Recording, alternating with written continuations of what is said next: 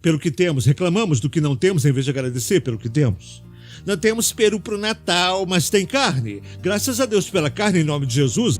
Aleluia! Em tudo dai graças, pois esta é a vontade de Deus e de Cristo Jesus para a gente. Não baseie onde você está e onde os outros estão. Graças a Deus pelo que você tem hoje. Você só tem um sapato, graças a Deus por ele. Se tiver um buraco, coloque papelão, tampe. Agradeça a Deus, glória a Deus. Pelo menos meu pé não toca o chão. Porque depois que o alimentou, o que aconteceu? Despediu? Ele não disse, volta semana que vem. Volta para o café, almoço, um jantar, ou alguma coisa assim. Ele os despediu. Foi uma única vez, não era uma coisa rotineira. Amém? Pastor, prega. Se Jesus fizesse todo santo dia, o que ia acontecer? Iam ficar mal acostumados. E isso ele não queria fazer. Deus. Porém, a Bíblia diz, Deus estará conosco onde? Onde Jesus estava na luta. E aí não pensamos em Deus quando atravessamos uma luta braba. Pensamos no esforço humano que temos que lidar. Se eu tentar fazer isso, se eu ser mais forte, se eu tentar isso e aquilo. Você tem de estar ciente que Deus está ao redor. Eu posso estar passando por isso agora, mas Ele está aqui. Só o que faço é clamar o seu nome. Amém? O que é limitado aos olhos naturais, eles olharam, viram, disseram, é um fantasma. É a sua resposta? É um fantasma? E era um fantasma? Não, o que os levou a pensar assim? O medo. O medo pode aparecer como algo real. E o que acontece? Ele distorce, obscurece a visão e você não vê com clareza.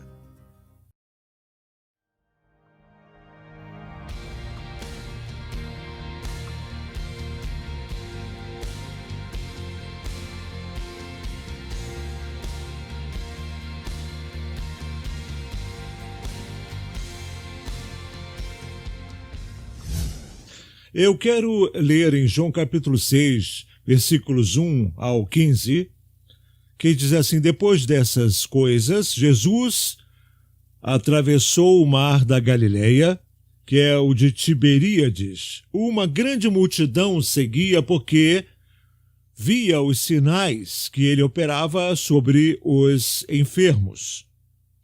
Uma grande multidão o seguia. Sempre há um motivo para seguirmos alguém ou alguma coisa. Não é para fazermos um depósito, mas para fazermos um saque. Cada ligação que chega, alguém quer alguma coisa de você. Não te ligam para te dar nada, mas te ligam para fazer um saque em você.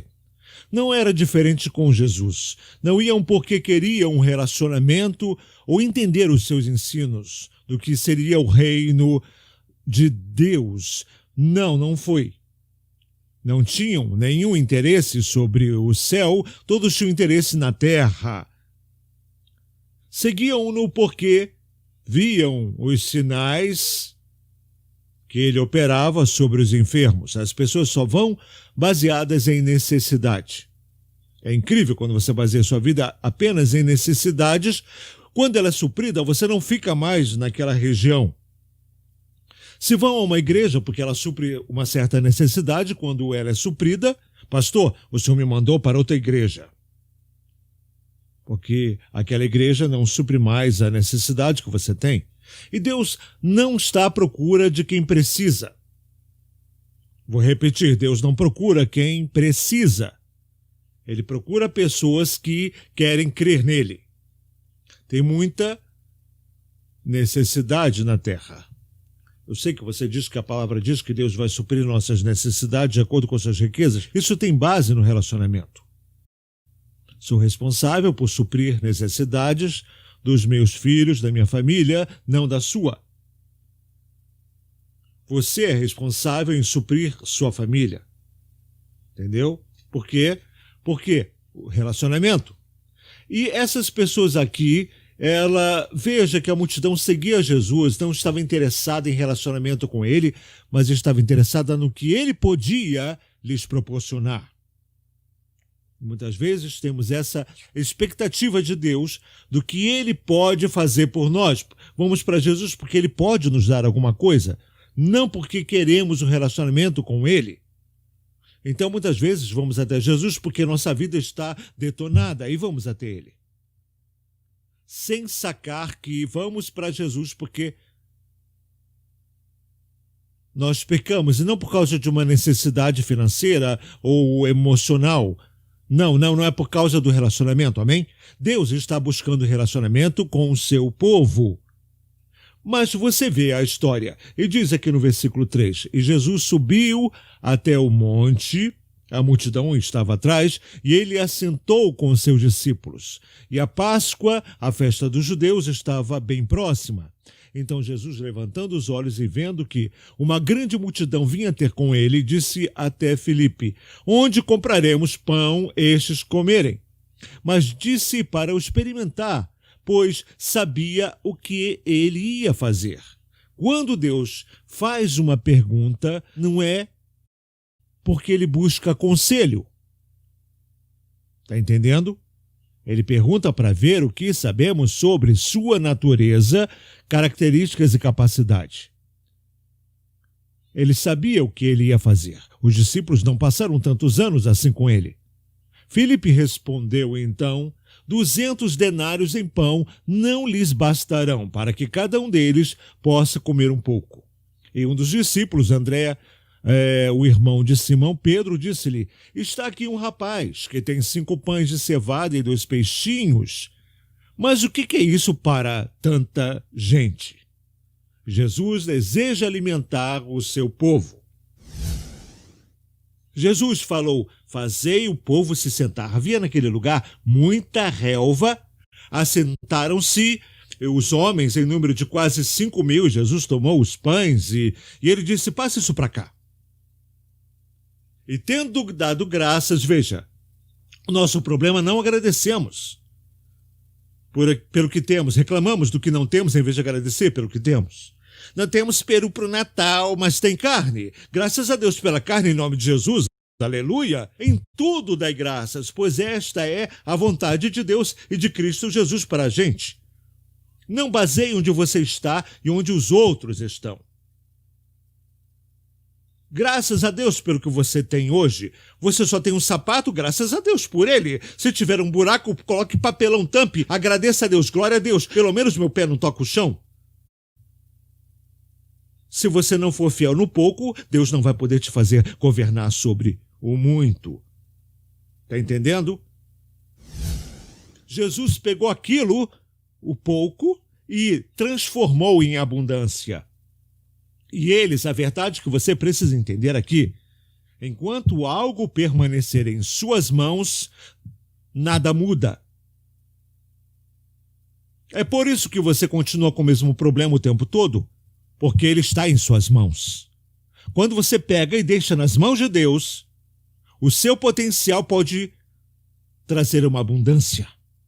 Ok? É por isso que você sempre põe a sua vida, põe tudo que acontece nas mãos de Deus. Pode aumentar. Aumente o valor quando está lá. Foi o que aconteceu com esses pães e peixes. E a Bíblia diz, e eles se fartaram. E ele disse aos discípulos, recolhei os pedaços que sobraram para que nada se perca. Deus é extravagante, mas não esbanjador. Amém? E eu acredito que quando a provisão divina está próxima, a falta vira abundância sem falhar. Quando a provisão divina se faz presente, quando você tem o Deus presente em uma situação, aquilo que está faltando pode se tornar abundância. Esse é o Deus que servimos. Servimos a um Deus de abundância, amém? Agora nós continuamos com o tema, seu foco é importante. E eu gosto de insistir em alguma coisa até entender. O nosso foco é importante. Você pode focar na coisa errada, que pode te atrapalhar, ou pode focar na coisa certa, que vai te abençoar. Alguma coisa acontece com base naquilo que você foca.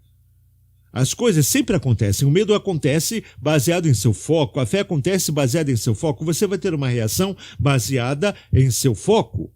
Por isso que o foco importa.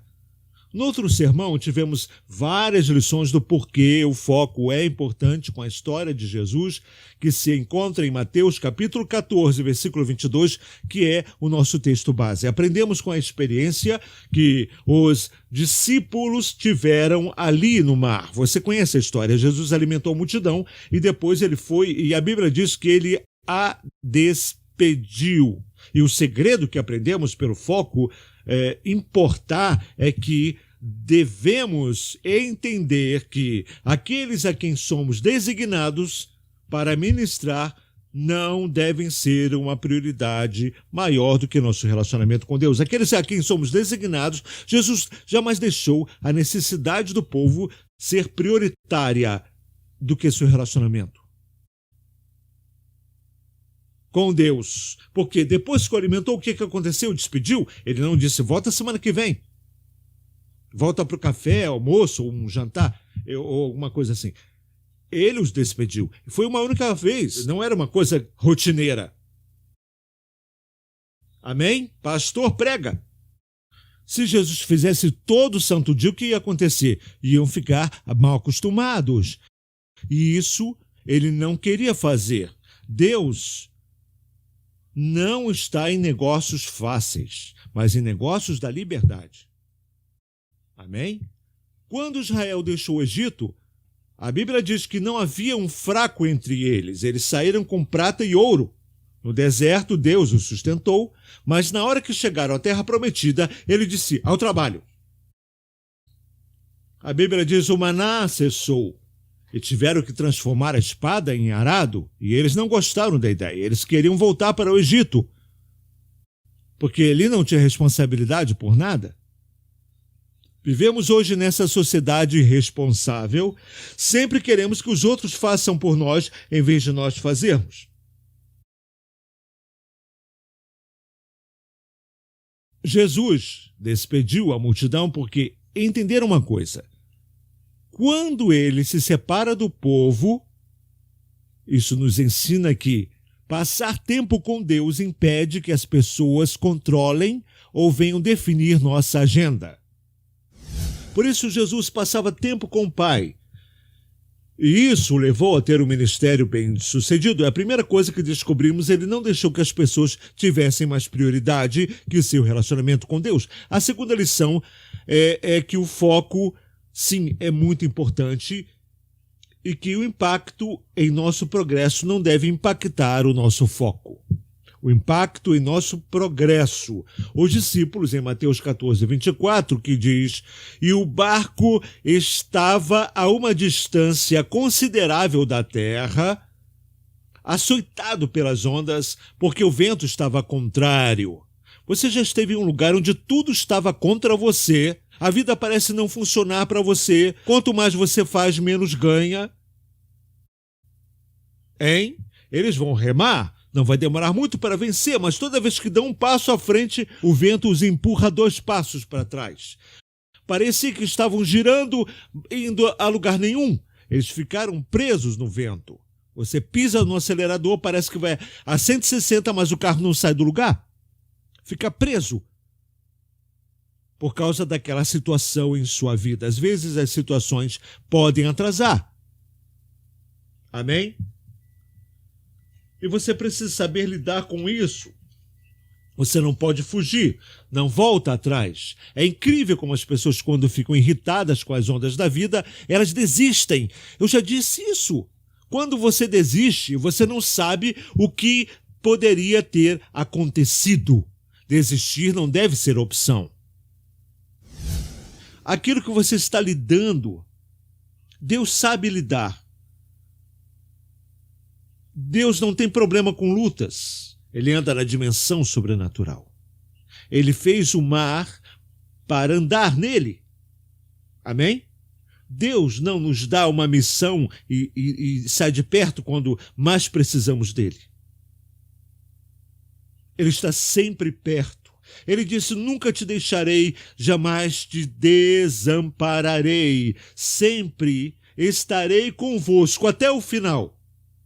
E ainda não acabou. Deus continua me protegendo. Ele vê as lutas que atravesso e sei que Ele fará um caminho. Só o que preciso fazer é me conectar. Salmo 91:15 diz: Ele me invocará e eu lhe responderei. Eu estarei com ele aonde? Onde Deus estará com você? Ah, não, quando as crianças vão bem, tiram 10 na escola, o marido ama a esposa está bem com o marido, tudo correndo às mil maravilhas, o parente vem para o Natal, não rola discussão, Deus está ali. Porém, a Bíblia diz, Deus estará conosco onde? Onde Jesus estava na luta.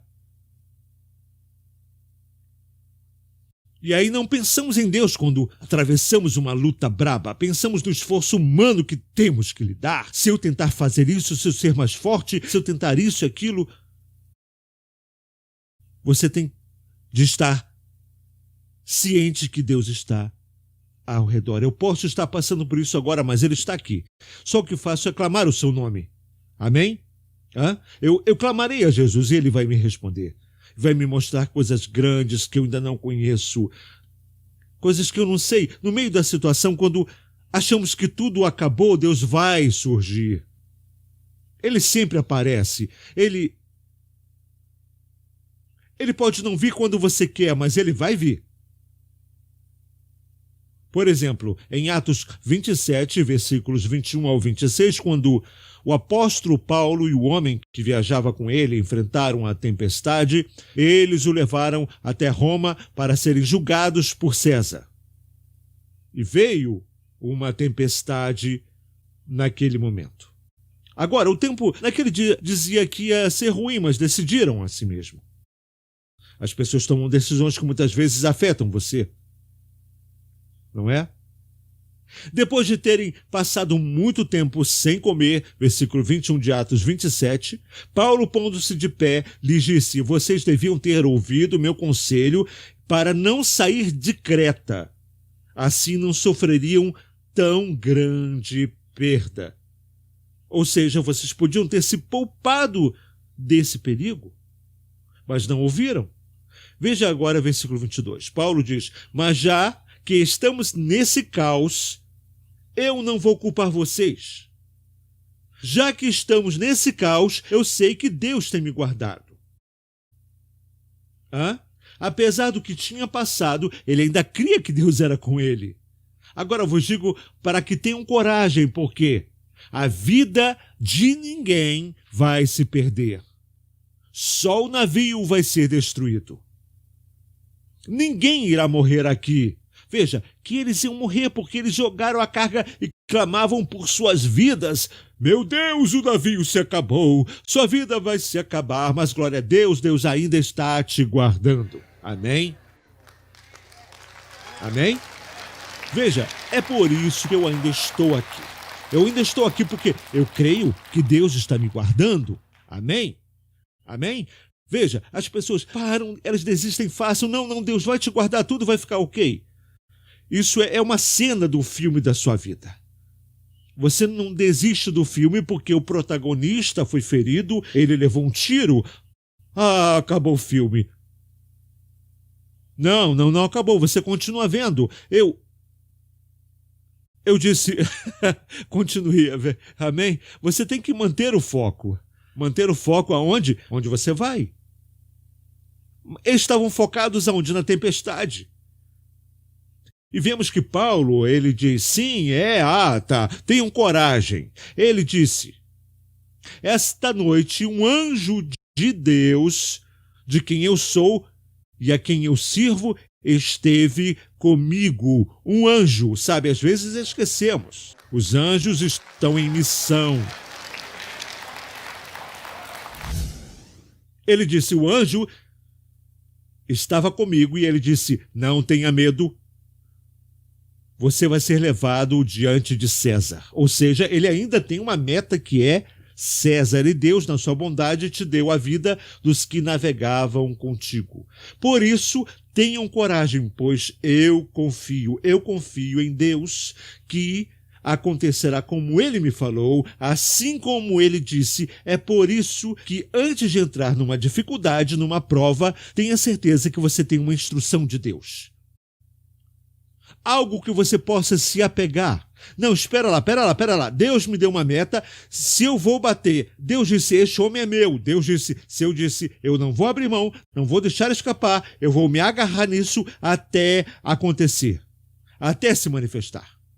Desistimos fácil por conta das dificuldades, por causa da tempestade, mas lembre-se, sempre que Deus vai te guardar. Rápido, a quarta lição que tiramos da importância do nosso foco é a expectativa. A expectativa, às vezes Deus aparece diferente da nossa expectativa dele. Quando pensamos que Deus vai agir de certo modo, Jesus Cristo veio à Terra como um bebê que teve desafios, você pode dizer que Deus, ele pode aparecer do modo que quiser. Temos que enxergar como uma circunstância que estamos enfrentando. Espera lá. Veja Deus, não apenas lutas, não só problemas. Eles estavam esperando Jesus não do jeito que achavam que ele viria. Eles acharam que ele ia descer dos céus e pousar em um lindo barco. Mas se ele fizesse isso, ainda assim teriam medo. Porque qualquer coisa fora do normal é problema. Qualquer coisa que a nossa mente não entende ou nós tentamos raciocinar é um problema. Por isso que não andamos no sobrenatural. Queremos que tudo se alinhe ao modo que pensamos. Os pensamentos de Deus são mais altos que os seus. Seus caminhos são mais altos que os seus. Deus não pensa como você. Você pensa baixo, muito baixo. É por isso que ele pode fazer muito mais, além, acima de tudo que pedimos ou pensamos. Quando pedimos a Deus, você diz que acha que é pouco, porque nosso pensamento se baseia em nossa expectativa. Ele disse, eu creio no que Deus me falou. Ou seja, ele diz, vamos até César e este mar, nós não vamos morrer aqui.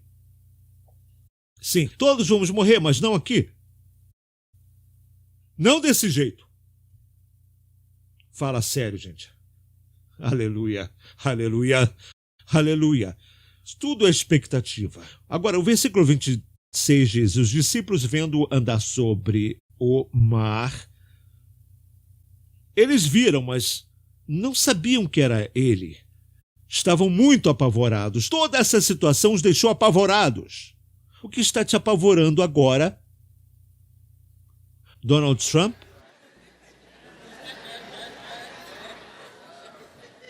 Eu mal posso esperar as próximas eleições, mal posso esperar ele sair. Aí entra outro, você também não gosta, não é? Amém? Eles ficaram apavorados, baseados no que viram e deram opinião do que eles viram. É um fantasma. Você já viu um fantasma? Parece com o quê? Pode desenhar um para mim, por favor? Caramba, sabe o que acontece? As coisas que visualizamos ou vemos, né, em nossa cabeça são identidades totalmente falsas. Não era verdade, não era fantasma, era Jesus. Eles gritaram de medo. Veja que os discípulos tinham uma opinião baseada na impressão que era limitada aos olhos naturais que eles tinham. Então, o que é limitado aos olhos naturais, eles olharam, viram, disseram, é um fantasma. É a sua resposta? É um fantasma? E era um fantasma? Não, o que os levou a pensar assim? O medo pode aparecer como algo real. E o que acontece? Ele distorce, obscurece a visão e você não vê com clareza. Por isso que, em Efésios, Paulo ora a Deus. Ele diz, para Deus abrir os seus olhos e iluminar, que os olhos do seu entendimento sejam iluminados, para você saber qual a esperança do seu chamado. Deus abriu meus olhos para eu ver, Ele abriu meus ouvidos para eu ouvir, porque tudo que você vê é natural e o que eu não entendo é sobrenatural. Eles gritaram de pavor com base no que viram com os olhos naturais. A reação ao que achavam estar vendo saiu da ignorância que foi instigada por um sentimento de medo. O medo os influenciou. Eram ignorantes do que viram. Pensaram ser fantasma? Nunca viram antes. Mas o foco distorcido É por isso, por causa disso, criaram uma falsa identidade de Jesus. Eu creio que temos uma falsa identidade de Jesus na igreja hoje. Pensamos que ele é aquele cara que passeia com um manto branco largo, cabelo louro, olho azul, sabe? Ele é bom, sabe? De rosto fino, sabe? Uma bela barba, sabe? Voz suave. É só o que eu te digo, não se turbe o vosso coração, nem se atemorize. Eu sou a luz do mundo. Se o homem andar na luz, não andará em trevas. Esse é o Jesus que você imagina? Mas eu quero um Jesus que, quando os discípulos não expulsaram os demônios, até quando eu vos sofrerei, tragam para mim aqui. Ou seja, ele estava frustrado, esperava mais dos discípulos, não é? Amém? Ele não é legal como você queria que ele fosse. Ele é severo, ele é amor. Jesus disse: sou eu. Ou seja, eles passaram 3 anos e meio com Jesus e não o reconheceram na tempestade.